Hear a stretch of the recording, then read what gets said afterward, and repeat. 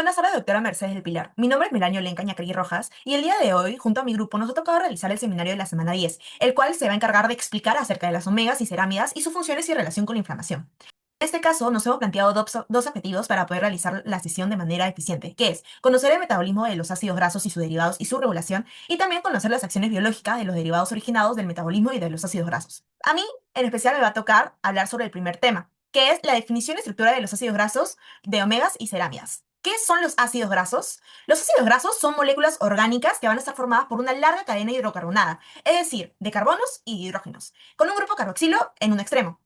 Este grupo carboxilo le va a dar un carácter ácido y le permite unirse a otros compuestos como el glicerol para formar lípidos complejos, como vendrían a ser el triglicérido, los fosfolípidos, entre otros. Y bueno, como estructura general, acá podemos ver que nuestro ácido graso se va a estar conformando por un extremo carboxilo, este de acá, que es la parte polar e hidrofílica, o sea, de que va a traer al agua, y una cadena hidrocarbonada, que puede ser una cadena alifática, que es la cadena que va a ser apolar e hidrofóbica, o sea, de que va a rechazar el agua. ¿Cuáles son los tipos principales de ácidos grasos? Tenemos primero a los saturados. Los saturados se van a caracterizar porque no tienen dobles enlaces entre carbonos. Luego también, gracias a esto, sus cadenas van a ser rectas y se empaquetan con facilidad. Y luego tenemos los insaturados. Los insaturados se van a caracterizar más que todo porque tienen uno o más dobles enlaces en su cadena, así como podemos ver acá. Luego vamos a hablar acerca de los omegas. Entonces, los omegas se van a referir a un tipo de ácido graso insaturado en los cuales la posición del primer doble enlace se encuentra desde el extremo metilo, o sea, el último carbono de la cadena, también llamado extremo omega. Las cerámidas son lípidos complejos que van a estar formados por la unión de base de esfingonoide, como podría ser la esfingosina, o con un ácido graso mediante un enlace amida. Esto constituye más que todo el núcleo estructural de los esfingolípidos, que son moléculas fundamentales en las membranas celulares. Ok, siguiendo con la presentación tenemos lo que son las fuentes nutritivas de ácidos grasos como el omega 3 y el omega 6. Como se sabe, tanto el omega 6 como el omega 3 son grasas poliinsaturadas esenciales, lo que significa que nuestro cuerpo no puede producirlas y estas deben ser consumidas mediante la dieta y alimentación. En el caso de lo que es el omega 3, el primer doble enlace se encuentra en el tercer carbono desde su extremo metilo. Su principal precursor es el ácido alfa-linolénico que está presente en las semillas de linaza, chía, nueces y en algunos aceites vegetales como es el aceite de soya. Este ácido puede transformarse en pequeñas cantidades en lo que es el EPA y el DHA. Estas son unas formas más activas del mismo.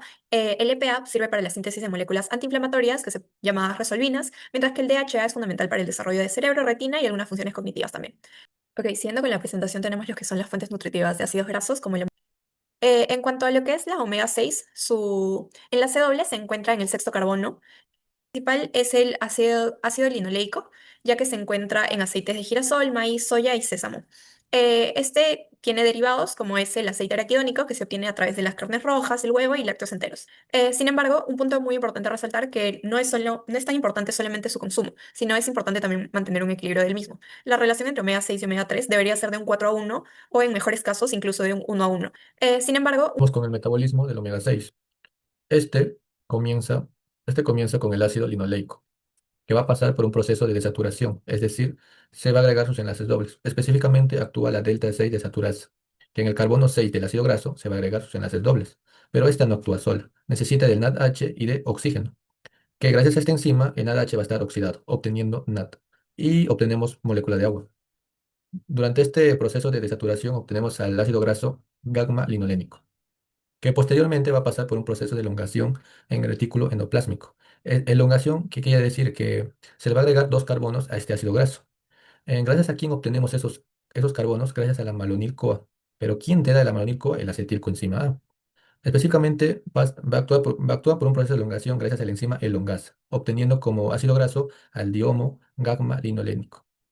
Este va a pasar por un proceso de desaturación por la enzima delta 5 desaturasa, que quiere decir que en el carbono 5 del ácido graso vamos a agregar sus enlaces dobles. Y ya como lo he mencionado, se oxida el NAD y vamos a obtener moléculas de agua, obteniendo lo que es el ácido araquidónico. Este ácido araquidónico posteriormente va a pasar por un proceso de elongación gracias a la elongasa, obteniendo lo que es el ácido docoxatetraenoico, que tiene 22 carbonos y sus 4 enlaces dobles. Pasa por otra elongación gracias a la elongasa, obteniendo un ácido graso de 24 carbonos, pero con sus 4 enlaces dobles. Y también posteriormente va a pasar por una desaturación gracias a la enzima delta 6 desaturasa, que se va a agregar sus enlaces dobles, obteniendo ahora sí 24 carbonos del ácido graso y 5 enlaces dobles. Estos ácidos grasos no tienen un nombre en específico. Posteriormente va a pasar por un proceso de retroconversión peroxisomal, es decir, su mismo nombre lo menciona, va a actuar en el peroxisoma, gracias a una ruta de beta oxidación que se va a cortar dos carbonos del ácido graso, obteniendo lo que es el ácido docoxapentaenoico. A continuación, el metabolismo del omega 3 comienza con el ácido graso, el ácido alfa-linolénico. Pasa por un proceso de saturación, se va a agregar sus enlaces dobles, específicamente gracias a la delta 6 desaturasa. En el carbono 6 del ácido graso se le va a agregar sus enlaces dobles, obteniendo lo que es el ácido estearidónico. Este ácido estearidónico va a pasar por una elongación, gracias a la elongasa. Es decir, vamos a agregar dos carbonos, dos carbonos a este ácido graso. ¿Gracias a quién? A malonil-CoA y también a la enzima elongasa, obteniendo al ácido eicosa tetraenoico. Posteriormente va a pasar por un proceso de desaturación, específicamente la delta 5 desaturasa, es decir, que en el carbono 5 se va a agregar sus enlaces dobles, obteniendo al ácido graso eicosa pentaenoico. Luego pasa por otra elongación, gracias a la elongasa, obteniendo ácido docoxapentaenoico. Otra vez va a pasar por otra elongación, gracias a la enzima elongasa, obteniendo el ácido graso tetracosa pentaenoico. Posteriormente va a pasar por una desaturación, específicamente por la enzima delta 6 desaturasa, que esta no va a actuar sola, necesita del NAT y de oxígeno, que posteriormente el NAT se va a oxidar y obtenemos moléculas de agua, como ya lo hemos mencionado, obteniendo el ácido tetracosa hexanoico. Posteriormente va a pasar por una retroconversión peroxisomal, que quiere decir que también este proceso va a actuar en el peroxisoma, gracias a una ruta de beta-oxidación. En pocas palabras, se le va a cortar al ácido graso, se le va a cortar dos carbonos, obteniendo lo que es el ácido docoxa hexaenoico. Un, un dato adicional es que el ácido docoxapentaenoico se va a la vía de las ciclooxigenasas, obteniendo lo que es la prostaglandina de tipo E3. Y también el ácido docoxahexaenoico se va a la vía de las lipoxigenasas, obteniendo leucotrienos de tipo 5. Estos mencionados últimamente son antiinflamatorios, es decir, estos van en contra de la inflamación. Mientras que en el omega 6 que obtenemos el ácido araquidónico, este ácido graso es proinflamatorio, es decir, está a favor de la inflamación. Ahora tenemos a los productos asociados a la salud obtenidos del metabolismo del omega 3 y el omega 6. Tanto el omega 3 como el omega 6 son los encargados de generar compuestos bioactivos que regulan la inflamación y protegen los tejidos del organismo. Las omega 3 principalmente forman la EPA, la DHA y la ALA. Estos tres originan las tres moléculas claves que son las resolvinas, protectinas y marecinas. Las resolvinas están formadas por la EPA y la DHA. Estas reducen la migración de leucocitos y disminuyen las citoquinas inflamatorias, lo que ayuda a resolver lo que son inflamaciones agudas. Por otro lado, las protectinas están derivadas del DHA y se concentran en el cerebro y la retina. Estos promueven la protección de neuronas y la previenen de enfermedades relacionadas como el Alzheimer. Lo que son las maricinas están producidas por los macrófagos y favorecen la reparación y la regeneración del tejido. En conjunto, los derivados del omega 3 son antiinflamatorios, cardioprotectores, neuroprotectores y proresolutivos, ya que no solamente reducen la inflamación, sino que también promueven la resolución del mismo. Acá tenemos algunas de sus otras capacidades y pasamos a lo que son la omega 6. Ahora tenemos a los productos asociados a la salud obtenidos del metabolismo del omega 3 y el omega 6. Tanto el omega 3, el omega 6 proceden del ácido araquidónico conocido como AA, generar dos vías. La principal que es mediada por la COX-1 y la COX-2, que son las que producen prostaglandinas, prostaciclinas y tromboxanos. Y por otro lado está la vía lineal, que es mediada por las 5-LOX, que genera leucotrienos, que son los mediadores que aumentan la permeabilidad y atraen los neutrófilos. Continuamos con este apartado sobre bioconservación y efectos metabólicos de derivados del metabolismo del ácido araquidónico y el ácido eicosapentaenoico. Primero, el término bioconservación se refiere al mecanismo mediante el cual nuestro cuerpo almacena los ácidos grasos esenciales en forma de fosfolípidos de membrana. Estos ácidos grasos no son utilizados inmediatamente como energía, sino son reservados como armas bioquímicas para regular procesos vitales como son la inflamación, la coagulación, la inmunidad y la reparación tisular. Cuando una célula recibe una señal de daño o infección, una enzima llamada fosfolipasa A2 rompe la membrana y libera el ácido araquidónico o el EPA, iniciando cascadas bioquímicas que pueden salvar o dañar tejidos. La importancia es que el ácido araquidónico, por ejemplo, deriva del omega 6 y es precursor de moléculas proinflamatorias, lo cual es necesario para defendernos, mientras que el EPA deriva del omega 3 y genera moléculas proresolutivas cuya función no es bloquear a la inflamación, sino apagarla de manera ordenada y restaurar la homeostasis. El almacenamiento del ácido araquidónico es en en las membranas de las células inmunitarias, mientras que en el EPA son en membranas neuronales y epiteliales. Aquí tenemos a los efectos metabólicos derivados del metabolismo del ácido araquidónico. Estos derivados actúan como alarmas del sistema inmune. Tenemos a las prostaglandinas 2, genes inducen fiebre, dolor e inflamación, la cual activan la respuesta inmune. Tenemos a los tromboxanos A2, quienes promueven la agregación plaquetaria, lo cual es esencial para detener hemorragias. Tenemos a los leucotrienos B4, quienes reclutan neutrófilos, y esto hace que aumente la inflamación aguda. Estas moléculas son indispensables para nuestra supervivencia, pero cuando se producen en exceso, mantienen el cuerpo en un estado inflamatorio permanente, relacionado con obesidad, resistencia a la insulina y enfermedades autoinmunes. Aquí tenemos a los derivados del EPA y sus efectos metabólicos. El EPA produce moléculas completamente diferentes, no son de ataque, sino de resolución. Tenemos a Resolvine 1, quien detiene la migración de células inflamatorias para promover la resolución de información. Tenemos a las protectinas, quienes protegen neuronas frente al estrés o daño oxidativo. También tenemos a las prostaciclinas, que es un potente vasodilatador que protege el corazón y evita la trombosis. A diferencia de los antiinflamatorios tradicionales, estos mediadores no suprimen el sistema inmune, lo que hacen es redirigirlo hacia la reparación y cicatrización. Ahora vamos a hablar acerca del ácido araquidónico, su síntesis por la vía cíclica y la vía lineal, y cuáles son las funciones biológicas de sus derivados. Entonces, como primer punto, hemos observado de que tenemos que definir primero qué es el ácido araquidónico. El ácido araquidónico es un ácido graso poliinsaturado omega 6 esencial en el cuerpo humano, que se encuentra en las membranas celulares y son precursores de los eucasanoides. Entonces, ¿cuál es su fórmula? Su fórmula es C20H32O2. Y su estructura más que todo es conformada por 20 carbonos, 4 enlaces cis separados por grupos CH2, lo que le da flexibilidad y fluidez. También cuenta por un extremo carboxilo, que es más que todo el que permite su unión a los fosfolípidos, y un extremo metilo, que es hidrofóbico y además que es típico de los ácidos grasos. Vamos a empezar explicando la vía cíclica, o sea, la vía de la ciclooxigenasa o las COX. En este caso, para empezar, tenemos que tener en cuenta de que nuestra enzima clave va a ser la ciclooxigenasa, o sea, la COX-1 o la COX-2. Entonces, ¿cuál es el proceso? Va a venir el ácido araquidónico a través de una enzima que es la fosfolipasa A2. Y luego vamos a tener el ácido araquidónico. Y a partir luego de la enzima ciclooxigenasa, vamos a tener a la prostaglandina G2. Y gracias a la enzima peroxidasa, esa prostaglandina G2 va a pasar a ser prostaglandina H2. Y de esta, gracias a diferentes enzimas, vamos a tener todos los derivados que nos puede tener el ácido araquidónico. Como por ejemplo, si a la prostaglandina H2 viene la enzima prostaglandina I2 sintetasa, te va a dar la prostaglandina I. Luego, si a esta le viene la enzima prostaglandina D2 sintetasa, o bueno, más que todo que tiene una reacción de isomerasa, te va a dar la prostaglandina D2. Luego, si viene por una acción de reductasa y viene la enzima prostaglandina F2 alfa sintetasa, te va a dar la prostaglandina GF2 alfa. Y si viene por una reacción de isomerasa, la prostaglandina E2 sintetasa te va a dar la prostaglandina E2.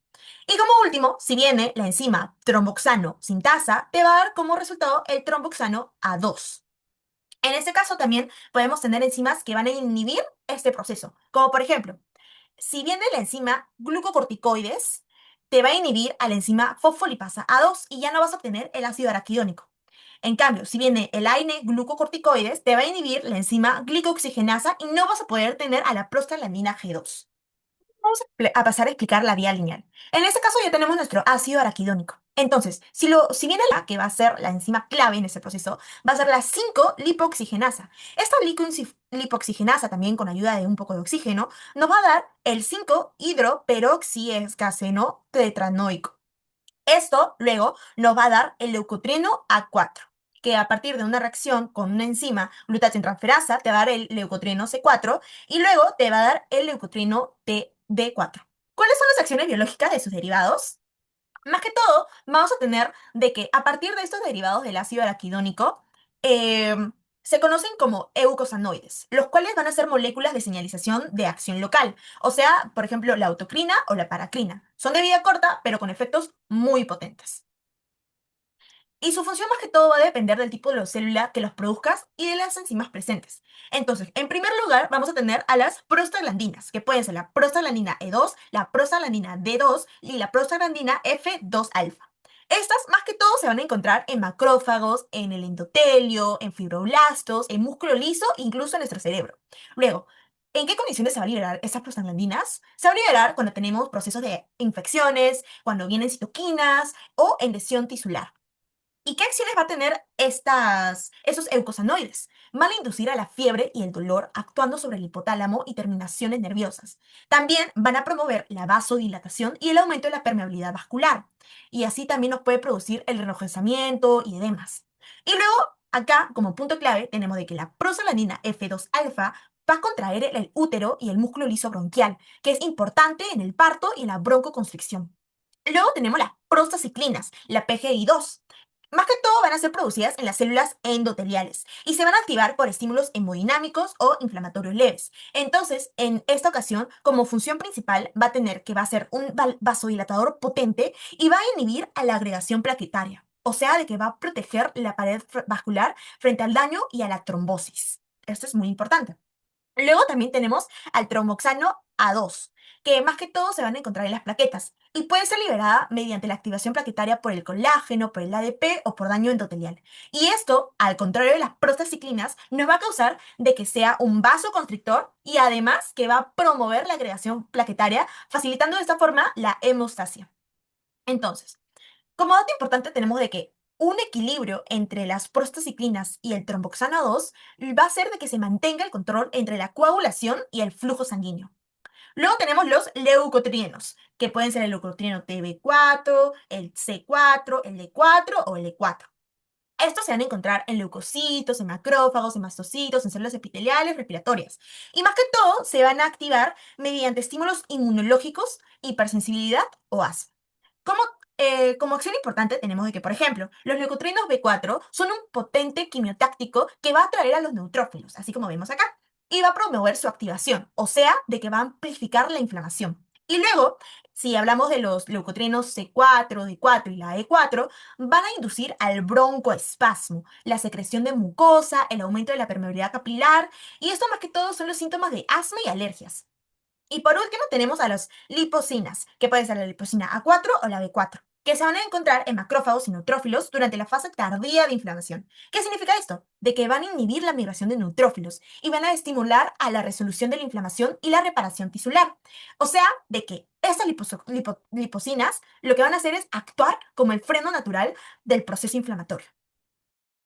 Ahora hablaremos de la formación de derivados del DHA y sus efectos biológicos. El DHA es incorporado a las membranas celulares y mediante estímulos inflamatorios será liberado gracias a la enzima fosfolipasa A. Una vez libre, tomará distintas rutas metabólicas. El primero es por una reacción de oxigenación catalizada por la enzima 15-lipoxigenasa, el cual nos dará el ácido 17S-HPDHA.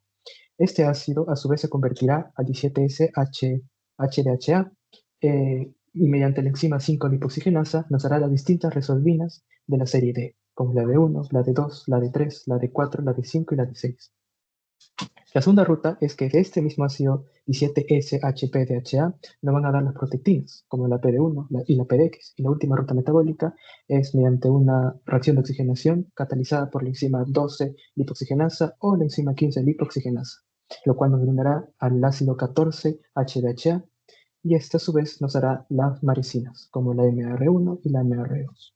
Estos productos son también llamados mediadores proresolutivos especializados y son muy importantes para el cuerpo humano, ya que son los encargados de la resolución de la inflamación, inhibiendo la migración de neutrófilos al sitio inflamatorio. Además, en tejidos neuronales, la protectina NPD1 las protege frente a enfermedades neurodegenerativas, como la GEME, ya que disminuye la producción de proteína beta-amiloide y aumenta la expresión de genes antiapoptóticos. También mejoran la sensibilidad a la insulina y previenen disfunción mitocondrial asociada a obesidad y diabetes tipo 2.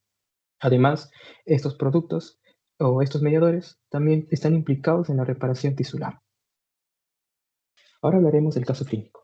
Hombre de 58 años, obeso, hipertenso y con antecedentes de hipertrigliceridemia, eso quiere decir que sus triglicéridos están elevados, y artritis reumatoide.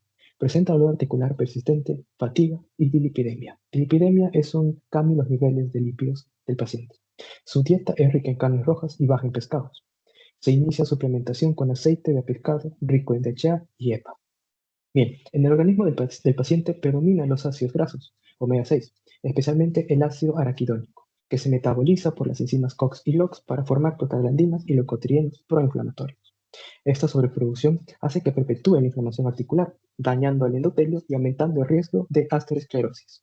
Por eso se decide intervenir con un cambio en la dieta, aumentando el consumo de pescados grasos como el salmón, caballa, anchoveta, entre otros, proporcionándole al paciente omega 3 y así modificar la composición lipídica de la membrana y el tipo de mediadores inflamatorios que el cuerpo produce y así mejorar los síntomas que presenta el paciente. En conclusión, los ácidos grasos son esenciales para la energía y la regulación del metabolismo y la inflamación. Los omega 6 promueven la respuesta inflamatoria, mientras que los omega 3, como el EPA y DH, ayudan a resolverla mediante derivados como resolvinas, marecinas y protectinas, que restauran el equilibrio celular. Las cerámidas también intervienen en la señalización y la apoptosis, aunque su exceso favorece a la resistencia a la insulina, provocando distintas enfermedades. Mantener un balance entre omega 3, omega 6 y cerámidas es clave para prevenir inflamaciones crónicas y enfermedades metabólicas, cardiovasculares y neurodegenerativas. Muchas gracias.